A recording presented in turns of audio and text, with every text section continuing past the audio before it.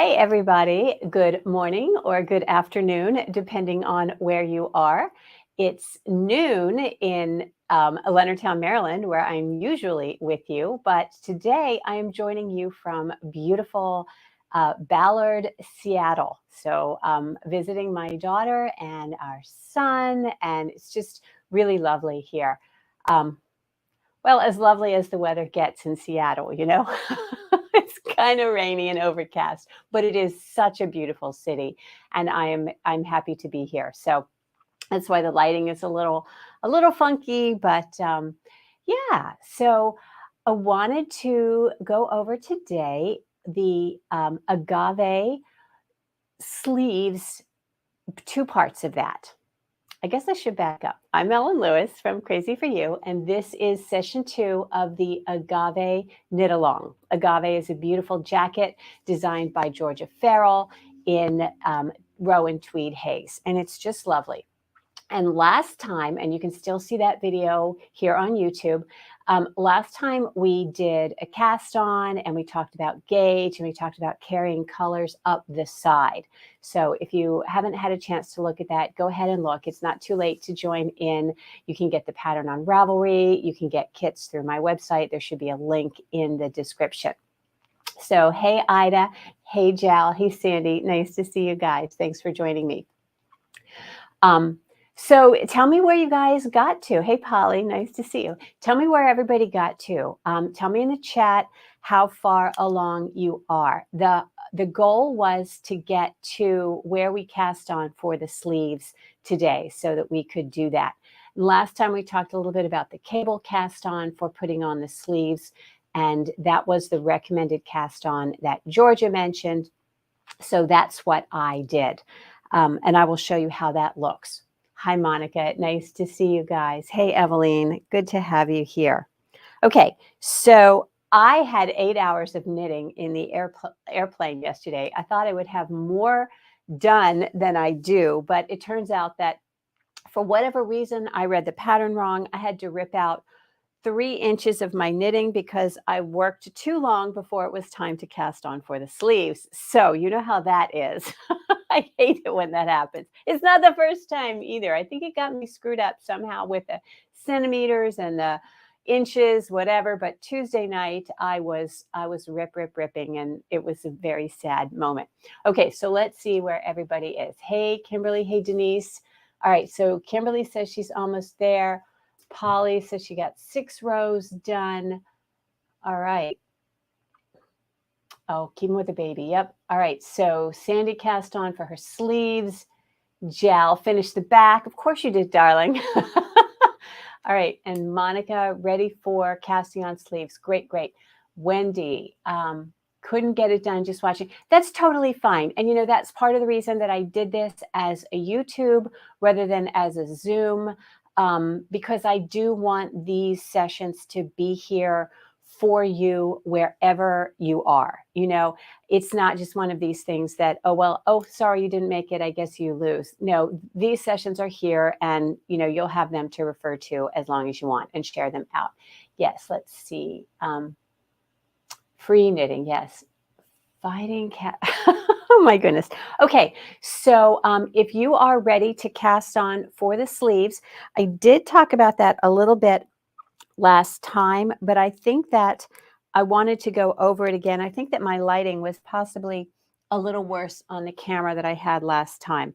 I don't have my second camera. Like I said, I'm in a hotel and things are just a little bit different than they might be. But what I'm going to do is I'm going to hold this up to the camera here so that you can see what I am doing. I hope you can see what I'm doing. So you're going to see the back side of my knitting when I cast this on, which I think is actually better, because what we're doing when we do a cable cast on for our sleeves is we are going between the stitches.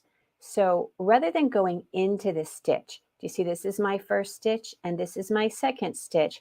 We're going to put the needle between those stitches. Do you see how my needle is going between stitch 1 and stitch 2? All right.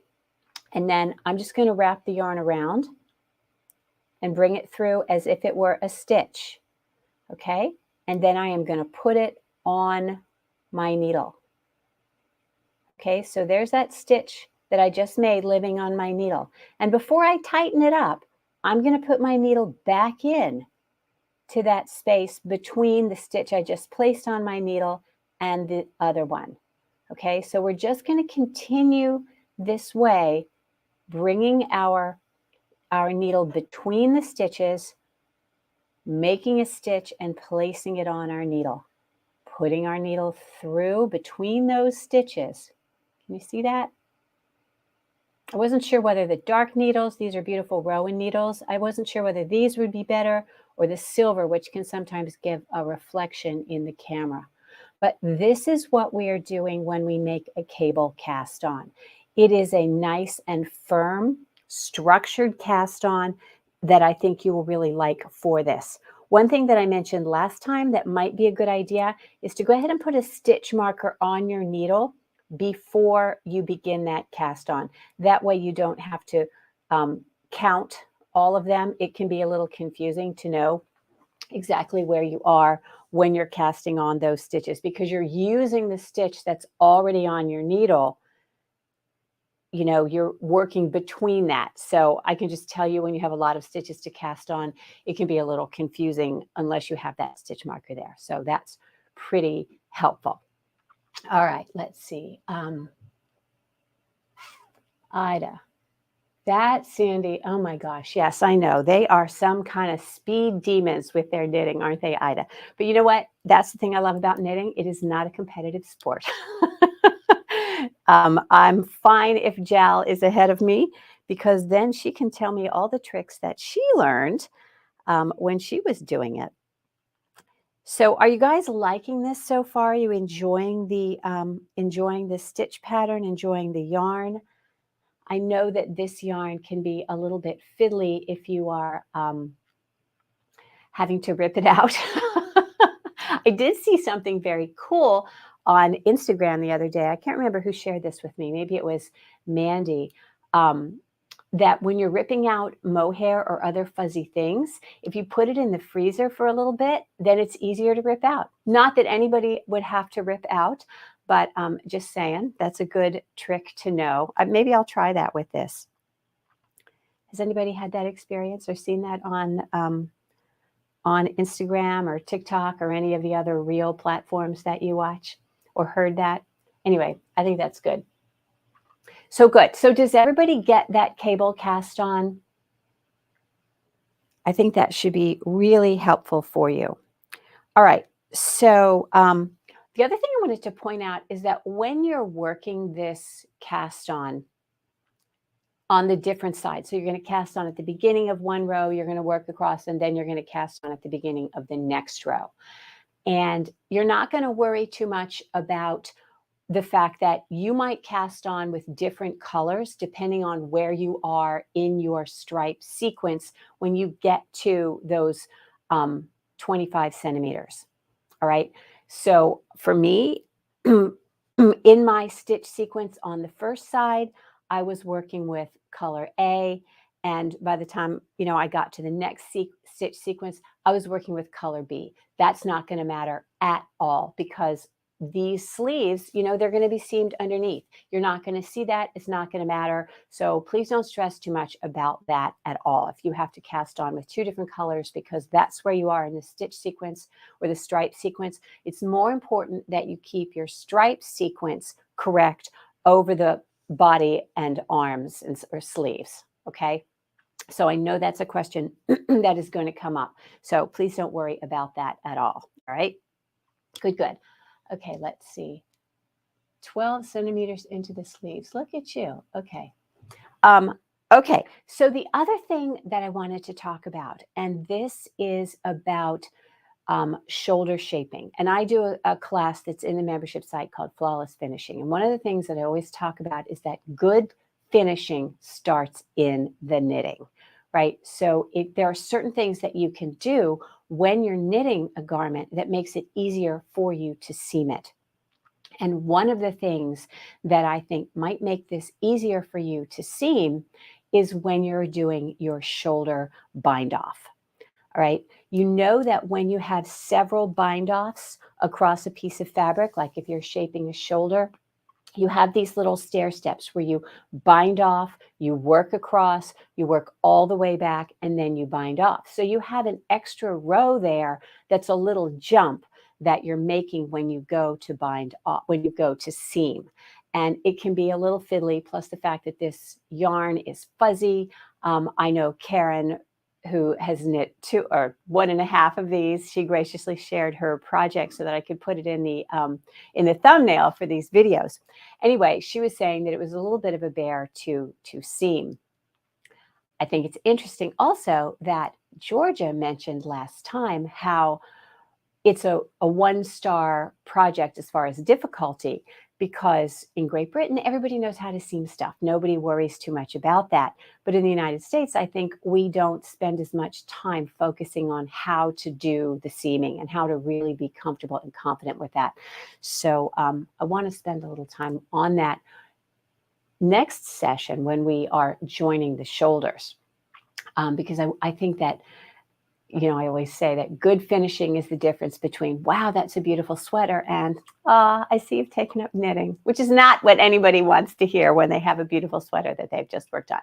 So this is the long way around saying that the technique that I want to show you for doing these multiple bind-offs along a single piece of fabric is going to make the seaming of this easier, and I think it's going to make it smoother. And you can use this anytime you have multiple bind-offs, like on a shoulder, or even if you have 2 sets of bind-offs at an armhole for a set-in sleeve.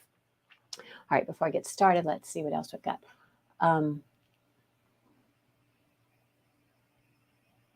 Yes, if you drop a stitch on this, it is definitely going to be challenging to see. But as I said, fuzzy yarn that's hard to see and hard to seam, it's okay because it's fuzzy yarn and it's hard to see. And if you make a hash of it, it's not going to be as bad as if you were working with super smooth, high twist Italian merino. This is just easier and more forgiving, as it were. Okay? All right. So I have gone ahead and let's see, I have gone ahead and bound off some stitches here. I do one more bind off. Okay, so this is what the pattern is telling you to do. You're going to bind off 6 stitches, and then you're going to work all the way across the back, and you're going to bind off 6 stitches, and then you're going to come back and you're going to work all the way to the end of the row and turn it around and bind off another 6. So you're binding off 6, 6, 6, 6, 6. So you have these 6-stitch stair steps as you're going along. All right, so I want to oh my goodness, I did drop one right here. Well, we're just going to pretend that I didn't. Okay, so I'm just going to go ahead and knit along and then turn it around so that you can see what I do at that last stitch to make it look a little better. Okay, so let's just pretend that I've worked all the way across my fabric and I'm coming back and I'm going to complete this row, and then I'm going to do my bind off up here. Okay, so what I like to do is I like to work all the way up to my last stitch. Okay, here's my last stitch. I'm going to go ahead and I'm not going to work that stitch. I'm going to turn my fabric around. So now I have 1 stitch on my right hand needle. I am also going to slip the next stitch purlwise. So now I have 2 stitches on my right hand needle, and I am simply going to bind them off. Okay, so basically what I'm doing is, instead of working across that last stitch and then coming back and knitting it again, and then knitting the next one and binding those 2 off, I am effectively slipping the last stitch and then slipping the next stitch, and using those 2 stitches that have now been slipped onto my right hand needle. I'm going to use them as my first 2 bind offs. And what this does is it makes a nice smooth transition between the bind offs on a single piece of fabric. Try it for yourself and see what you think. I think it's really lovely. So then when you go to seam it, you don't have that little jaggedy stair step or toothed bind off on your fabric. And it does make it nicer to seam. All right. Does everybody know what I'm talking about? Do you need to see that again? Let me know. I am happy to undo this and then show you again. And tell me if you've done this before, if this is something that you typically do. I think a lot of us who have done the classes with Crazy for You, I teach that in the custom fit, in the sweater in 6 weeks. I just think that's a really nice enhancement for our fabric. So is that making sense for everybody? Have you done it? Have you not done it? Are you trying it? I also think that if you still have your swatch around, this is something that you could do just to play with. You know, if you still have your swatch and you haven't bound it off, or you have bound it off and you want to take your bind off out, go ahead and practice this little bind off technique and see how you feel about it, so that when you go to do it on your actual fabric, it will be more familiar for you.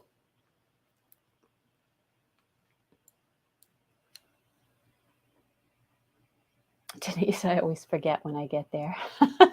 Yeah, that's funny. I mean, that's a thing. We all know the stuff that we should be doing, and then when it's time to implement, we have a tough time of it. Monica, in Club Crazy for You, in the knitting toolbox, I have a whole video on this. I show this up close and personal, so you can go over it many, many, many times. All right. So does anybody have any questions about this particular project here that you would like me to go over? Anything that is bothering you, or that you're concerned about going forward? Let's see, Sandy.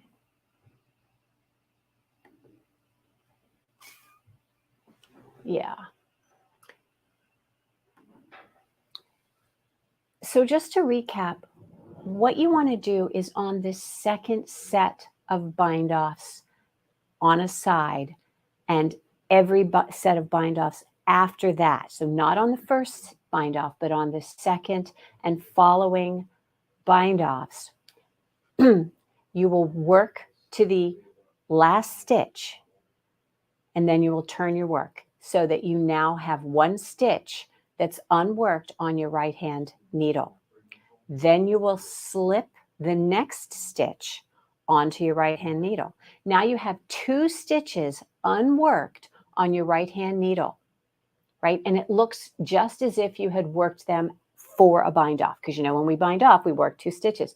But these stitches, rather than having been worked, have been slipped purlwise. Okay, but they're still on your needle looking like stitches that need to be bound off. And you're just going to bind them off. Lift the first one over the second. And from there on, you just continue working your row or your bind offs as per normal. So that first one where you slip that first stitch up and over, that slipped stitch, that's your first bind off. Okay, because you have taken one stitch out of commission. All right, you've stopped its ability to go forward. So that's your first bind off. So I hope that helps. I hope that makes that kind of clear for you. Good. Let's see. All right. Can I talk about the last few rows in the bind off? Kimberly, is what I just said. I know there's a little bit of a lag in what I'm saying and when the comments come in. So tell me if what I just said is what you are talking about, or if I need to go over that again.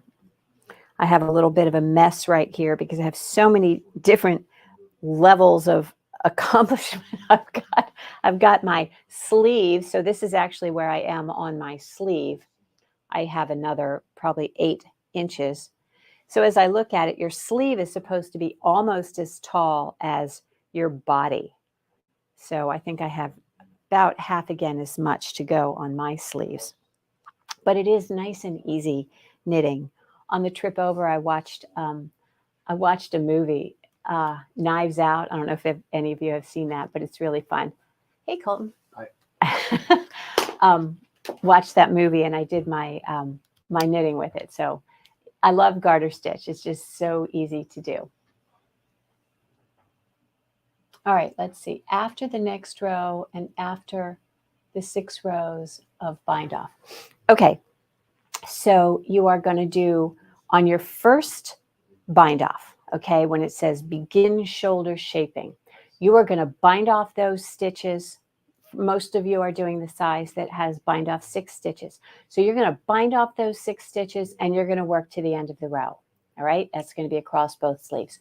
And then you are going to bind off those 6 stitches and you are going to work across again. So those first 2 sets of bind offs are just normal. Okay, they're just regular bind offs. Bind off 6, work to the end of the row, bind off 6. Now, it's on this second row. Okay, you've done your bind off on the right side and you've done your bind off on the wrong side. As you're working across your first wrong side row, rather than working all the stitches, you're going to work to the last stitch. Okay, so you will end and you'll have all of the stitches on your right hand needle and you'll have 1 stitch left on your left hand needle. Then you're going to turn your work around. Okay, turn your work around, and the stitch that had the needle that had the 1 stitch on it is now going to be in your right hand. Okay, and this, I promise this will make a lot more sense when you're actually in that place. Okay, so now you have a needle with 1 stitch on it, and then you have all of the rest of your stitches on the needle that's in your left hand. From there, simply slip the next stitch purlwise. Okay, now you have 2 stitches on your right hand needle. All right, and those 2 stitches on your right hand needle are your first bind off. You're going to take that first stitch, you're going to lift it up and over the next stitch, and that's 1 stitch bound off. Then you're going to knit the next stitch, and you're going to bring the stitches up and over, and you're going to count your bind offs, and 1 and 2. So I always count my bind offs when I bring my stitch over. So when you have those 2 stitches on your needle, you bring it over, you say 1. Then you're going to knit the next stitch. I always say and then I bring it over, 2 and 3 and 4. So that keeps my brain from counting stitches that are knit instead of counting stitches that are bound off. This is just a matter of not working the stitches that are going to be bound off in that first set of second bind offs. I promise it will make a lot more sense when you actually have the stitches on your needle. And again, Kimberly, it's all in the knitting toolbox. It's right there. You can see it a million times. Okay, let's see. But when you are done with this part, okay, so when you are done with all of your bind offs, you are just going to cast off the remaining 6 stitches. So then all of your stitches will be bound off. Okay, so what you're doing is you have these long sleeves and you have this shoulder that starts, you know, all the way down at your cuff, and you're just binding it off so that it angles up. If you look at the schematic, you can see that it angles. So this angled shoulder line starts all the way at your cuff. So you bind off, you bind off, you bind off, you bind off, you bind off, and then you have your back neck and you're going to bind off those stitches. Okay, and remember to always begin your bind offs. Your last bind off is going to be on the right side. It even says so here, ending with wrong side facing for next row, cast off remaining 7 stitches. So that's different, all right? So normally, I just said that we normally begin all of our bind offs on the wrong side, on the right side. But for this one, she has you bind off your last set of stitches on the wrong side. I'm not sure why she does that, but she does, and it looks great. It must have to do with this pointed neckline at the back. So anyway, Yes, that's exactly right. So she's, now that I'm thinking about it, normally we have a back neck that's straight across. She doesn't have that. We have this whole angle that continues from the cuff all the way up to the back on both sides. And your last bind off is going to be this one. Your last bind off is going to be the last 6 stitches on the wrong side. So the back is shaped like this rather than the traditional back neck, which is like this. You know, normally we have a straight back neck and our shoulder angles down this way. That's not how it's done here. It just goes up and it comes up kind of to a point, which actually, I know it doesn't, it's not intuitive, but I tell you, when you put it on, it is amazing. I think most of you have actually tried it on and found that it looks really great. All right, let's see. Just to make sure I'm reading the directions correctly, the back should measure 25 centimeters before I begin the sleeves. Yes. No, that is not a basic question. That's exactly where I screwed up. So if you're looking at the pattern, you are going to work in striped garter stitch throughout as follows. Continue straight until back measures 25 centimeters. Yes. Do not get confused. That's not 25 inches. That's 25 centimeters. Yes, that's exactly right. 25 centimeters. And then you're going to work your sleeves until they are until work measures the next, so 20 centimeters from last set of cast on. So your sleeves are going to be 20 centimeters. So almost as long as your back before you begin the bind offs. Okay, let's see.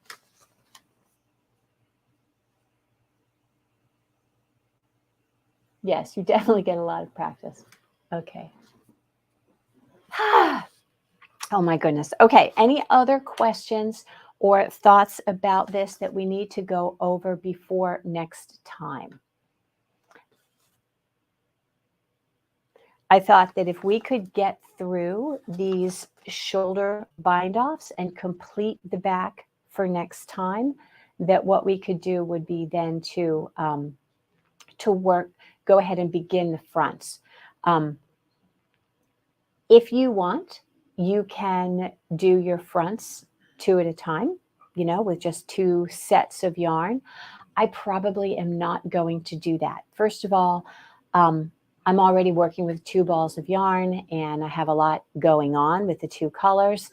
And secondly, one of the reasons that we do the 2 fronts at the same time would be to make sure that they're exactly the same. But when you have this striped color pattern on there, it's really easy to see that they're the same and to do them the same way. A lot of people have, you know, second side syndrome or whatever, and they just like to do them at the same time. If that's you, absolutely fine. You do you. I'm gonna not do it that way, just because I need to get. I don't need my life harder than it is with the 4 balls of yarn. It's tangling enough with the 2. So tell me in the chat, those of you who've already moved on to the front, whether you're doing them 2 at a time or whether you're doing them 1 at a time. Happy to hear. Yeah. Yes? Are we good? All right. Okay, so like I said, homework, if you want to call it that, is to finish your sleeves, work all the way up to the shoulder, right? And then if you feel like you want to cast on for the fronts, go ahead and do that. We're going to do that together next time. I can't remember exactly what we're talking about, but we might also be talking about joining the shoulders next time. So that's another reason that I'm going to do 1 at a time so that I can get all the way up and I can show you the seams on the shoulder next time. All right. Well, thank you guys so much for being here and for suffering through my my little makeshift studio here in the hotel. Oh, goodness. So, all right. Again, thank you. And I will be here and looking forward to, you know where to find me. You can comment in the comments or in the chat if you have any questions. I answer every single comment. Let's see, Kimberly, what's up? When you carry the yarn from the opposite color, do you carry every other row? So I did carry Every other row simply, okay, if you're working in a section where you have the 3 garter ridges, which is 6 rows of one color, you're going to bring the color that you're not using up every single time, Kimberly.